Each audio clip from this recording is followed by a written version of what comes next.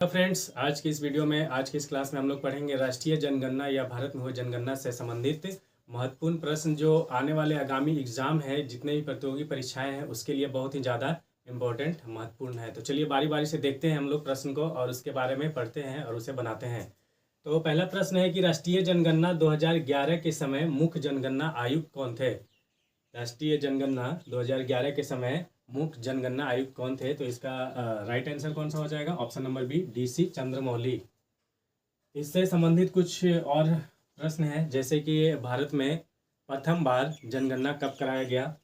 तो ये कराया गया था कब? 1872 ईस्वी में। किसके अधीन? तो अंग्रेजी ब्रिटिश वायसराय था लॉर्ड मेयो। ये इसे हम लोग आंशिक जनगणना भी कहते हैं, आंशिक जनगणना, क्योंकि यह पूरी तरीके से पूरे भारत में नहीं हो पाया था, तो इसे आंशिक जनगणना भी कहते हैं। इसके बाद स्टार्ट हुआ 1881 ईस्वी में। ये कराया गया था लॉर्ड रिपन के द्वारा, ठीक है। फिर यहीं से 10कीय जनगणना की शुरुआत हुई, यानी कि प्रत्येक 10 साल के बाद जनगणना स्टार्ट हुआ। तो 1891,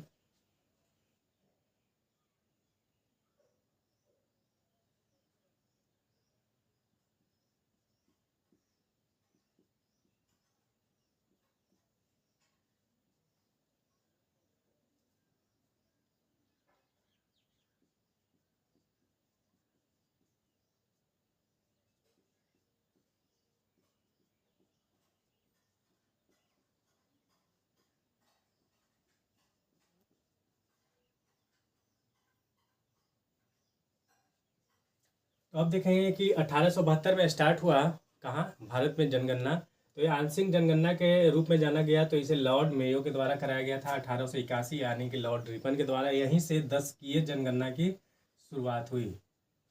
10कीय यानी कि प्रत्येक 10 साल के बाद। 1881 से 1891 ये सब देखेंगे हम लोग। इसमें कभी कभी आता है कि स्वतंत्रता से पहले, यानी कि 1941 से पहले का ये जनगणना हुआ, यहाँ से यहाँ देखेंगे हम लोग। और ये स्वतंत्रता के बाद, यानी कि 1951 से स्टार्ट हुआ। और सबसे पहले कब हुआ? 1872 ईस्वी में। फिर इसमें है कि 10कीय जनगणना की शुरुआत कब हुई? तो 1881 ईस्वी में। तो मुख्य चुनाव जनगणना आयुक्त कौन थे? तो DC चंद्रमौली। अब इसमें था कि 2011 जो था वो 15वां राष्ट्रीय जनगणना था, ठीक है, 15वां। यहाँ काउंट कर लेंगे, 1 2 3 4 5 6 7 8 9 10 11 12 13 14 15। तो 2011 कौन सा? 15वां राष्ट्रीय जनगणना था। 2011 का वाक्य क्या था जनगणना का? तो वो था हमारी जनसंख्या, मुख्य वाक्य हमारा भविष्य। हमारी जनसंख्या और हमारा भविष्य, ये भी क्वेश्चन में आता है, ठीक है। शुभंकर 2011 की जनगणना का शुभंकर यानी कि प्रगणक, इसका शुभंकर कौन था? तो प्रगणक शिक्षक, प्रगणक शिक्षक। तो ये आप लोग ध्यान रखेंगे। स्टार्ट कब हुआ, सबसे पहले कब हुआ, आंशिक जनगणना किसे बोला गया? तो 1872 में जो हुआ था उसे लॉर्ड मेयो के द्वारा। 1881 ईस्वी में हुआ रिपन के द्वारा, वहीं से स्टार्ट हुआ 10कीय जनगणना की शुरुआत। और अब तक 15वीं बार राष्ट्रीय जनगणना भारत में हो चुका है। अभी वर्तमान में जो जनगणना आयुक्त हैं उनका नाम है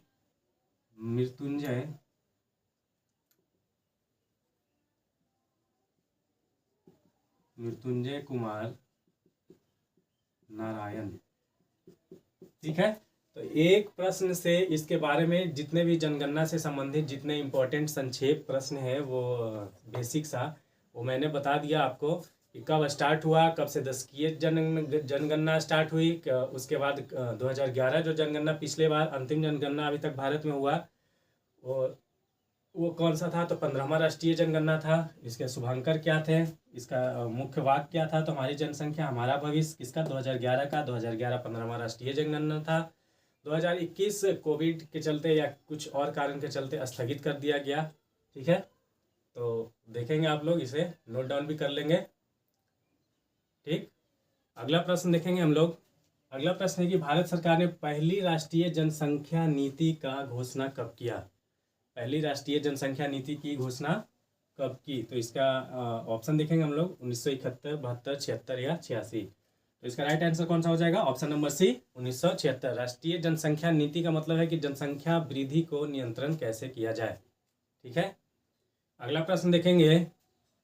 राष्ट्रीय जनगणना 2011 के अनुसार भारत में पुरुषों की संख्या कितनी प्रतिशत रही या कितनी प्रतिशत है? तो ऑप्शन देखेंगे हम लोग 48.53, 51.47 और इस तरीके से ऑप्शन है। तो इसका सही उत्तर कौन सा हो जाएगा? Option number B 51.47। तो इसमें अगर आप प्रश्न ये भी पूछा जा सकता है कि 2011 के अनुसार राष्ट्रीय जनगणना 2011 के अनुसार महिलाओं की संख्या कितनी प्रतिशत है? तो इसमें कौन सा ऑप्शन हो जाएगा? ऑप्शन पुरुषों का तो था 51.47 या कहीं कहीं आपको 51.5 दिया हो रहेगा, तो 48.5 महिलाओं के लिए प्रतिशत। ठीक है। फिर एक प्रश्न ये भी बनता है कि जनसंख्या कराने का दायित्व किस पे रहता है, यानी कि कौन कराता है भारत में, उसका भार किसको सौंपा जाता है? तो गृह मंत्रालय। आपको सारा कवर करा दे रहे हैं क्वेश्चन। ठीक है, एक एक करके। तो ध्यान पूर्वक इस वीडियो को देखेंगे, क्लास को देखेंगे, पढ़ेंगे, समझेंगे। तो गृह मंत्रालय के ऊपर रहता है जनसंख्या कराने का दायित्व। ठीक है। अगला प्रश्न देखेंगे कि राष्ट्रीय जनगणना 2011 के अनुसार भारतीय महिलाओं की साक्षरता दर कितनी है? भारतीय महिलाओं की साक्षरता दर कितनी है? तो इसका ऑप्शन कौन सा सही हो जाएगा? Option number C 65.46%। ठीक है। अगला प्रश्न है कि राष्ट्रीय जनगणना 2011 के अनुसार सर्वाधिक साक्षरता वाला राज्य कौन सा है, यानी कि सबसे ज़्यादा साक्षर लोग कहाँ पे हैं? तो इसका ऑप्शन बिहार, केरल, पंजाब या उत्तर प्रदेश। ठीक है। तो इसका राइट आंसर कौन सा हो जाएगा? Option number B Kerala. Kerala में 2011 के अनुसार साक्षरता दर सबसे ज़्यादा है। ठीक है। अगला प्रश्न चलिए देखते हैं हम लोग। राष्ट्रीय जनगणना 2011 के अनुसार भारत में या भारत का लिंगानुपात कितना है? तो इसका राइट आंसर कौन सा हो जाएगा? Option number B 943। यानी कि लिंगानुपात का मतलब हो गया कि प्रति 1000 पुरुष पर कितनी महिलाएं हो गई? 943 महिलाएं। ठीक है। अगला प्रश्न है कि राष्ट्रीय जनगणना 2011 के अनुसार भारत में किस राज्य की जनसंख्या सर्वाधिक है या सबसे अधिक जनसंख्या कहाँ है? तो इसके ऑप्शन है उत्तर प्रदेश, सिक्किम, दिल्ली या लक्षद्वीप। तो राइट आंसर कौन सा हो जाएगा? Option number A Uttar Pradesh. और सबसे कम कहाँ है? तो सिक्किम में। ये ध्यान रखेंगे, सबसे कम कहाँ है? तो सिक्किम में। प्रश्न कभी कभी ये भी बनता है कि 2011 की जनसंख्या के अनुसार, राष्ट्रीय जनगणना के अनुसार दूसरी सबसे अधिक जनसंख्या वाले राज्य कौन है? तो दूसरा कौन सा हो जाएगा? महाराष्ट्र। महाराष्ट्र। और तीसरा बिहार। ये भी ध्यान रखेंगे। दूसरा ये हो गया, तीसरा। ठीक है, ध्यान रखेंगे आप लोग इसे। अगला प्रश्न है कि राष्ट्रीय जनगणना 2011 के अनुसार भारत का जनघनत्व कितना है? तो ऑप्शन देखेंगे 1106, 382, 17 या 11320। तो इसका राइट आंसर कौन सा हो जाएगा? Option number B 382। जनघनत्व का मतलब ये हुआ कि 382 जो जनसंख्या है प्रति वर्ग किलोमीटर 382 लोग निवास करते हैं। प्रति वर्ग किलोमीटर कितने? 382 लोग निवास करते हैं या रहते हैं। ठीक है। अगला प्रश्न है कि राष्ट्रीय जनगणना 2011 के अनुसार भारत का शिशु लिंगानुपात कितना है? ऑप्शन देखेंगे। ऑप्शन नंबर ए 927, 919, 920 और ऑप्शन नंबर डी 923। तो इसका राइट आंसर कौन सा हो जाएगा? 919। यानी कि प्रति 1000 लड़के पे या बच्चे पे कितनी है? 919 बच्चियां या लड़की। सबसे सर्वाधिक शिशु लिंगानुपात वाला राज्य, लिंगानुपात शिशु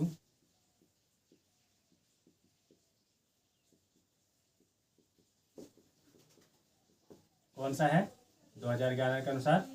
अरुणाचल प्रदेश। सबसे कम हरियाणा। ये ध्यान रखेंगे आप लोग। जो मैं अलग से जो शॉर्ट बता रहा हूँ, नोट्स जो बता रहा हूँ, उसे आप लोग ध्यान रखेंगे। इससे भी क्वेश्चन आता ही आता है और पूछा भी गया है, तो इसे आप लोग ध्यान रखेंगे। अगला प्रश्न है कि राष्ट्रीय जनगणना 2011 के अनुसार भारत की कुल जनसंख्या में अनुसूचित जाति एससी की आबादी कितना प्रतिशत है? तो ऑप्शन इसमें देखेंगे 16.6, 66.1, 88.2 और 1.6। तो इसका सही उत्तर कौन सा हो जाएगा? Option number A 16.6। प्रश्न ये भी पूछा जा सकता है कि सबसे ज़्यादा आबादी जो है अनुसूचित जाति की, वो कहाँ निवास करती है भारत के किस राज्य में? तो सबसे ज़्यादा कहाँ पे होगा? सबसे ज़्यादा उत्तर प्रदेश। प्रश्न पूछा गया है, ध्यान देंगे आप लोग। सबसे कम मिजोरम एवं लक्षद्वीप। ये आप लोग ध्यान रखेंगे। सबसे ज़्यादा अनुसूचित जाति एससी कहाँ पे निवास करते हैं? तो वो है ऑप्शन सही उत्तर प्रदेश। ठीक है। अगला प्रश्न देखेंगे कि राष्ट्रीय जनगणना 2011 के अनुसार भारत की कुल आबादी का कितना प्रतिशत आबादी अनुसूचित जनजाति? पहले इससे पहले वाले प्रश्न में क्या पूछे थे? अनुसूचित जाति एससी, अभी क्या है? अनुसूचित जनजाति एसटी है। कितना प्रतिशत है? तो इसका राइट आंसर कौन सा हो जाएगा? Option number B 8.6%। ठीक है। अगला प्रश्न देखेंगे हम लोग कि राष्ट्रीय जनगणना 2011 के अनुसार भारत की दशकीय वृद्धि कितनी रही? दशकीय वृद्धि कितनी रही? तो इसके ऑप्शन देखेंगे हम लोग। तो इसका राइट आंसर कौन सा हो जाएगा? ऑप्शन नंबर सी 17.7%। दशकीय वृद्धि का मतलब है कि प्रत्येक 10 वर्ष में, जैसे 2001 में जनसंख्या जनगणना जो हुआ था, जनगणना, उसके बाद 2011 में इतने बीच में कितने प्रतिशत की जनसंख्या की वृद्धि हुई? ठीक है। तो सबसे ज़्यादा दशकीय वृद्धि वाला राज्य और सबसे ज़्यादा है कौन? मेघालय।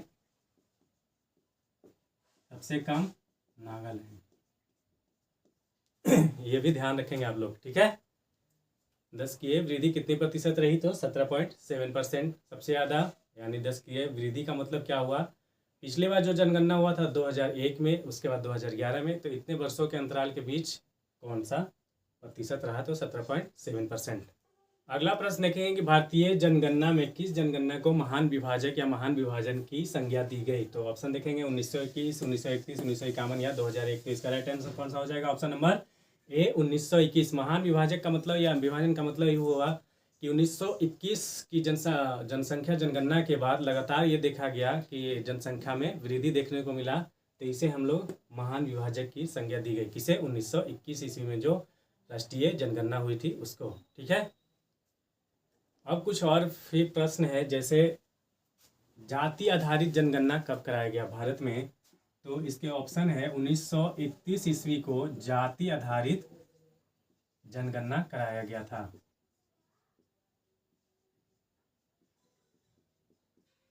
1931 के बाद बिहार प्रथम राज्य है जो जाति आधारित जनगणना करवाया था। बिहार कौन सा राज्य है?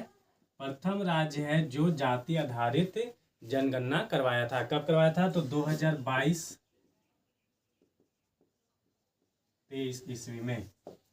यह भी प्रश्न बनता है कि जाति आधारित जनगणना कब कराई गई भारत में? तो 1931 ईस्वी में।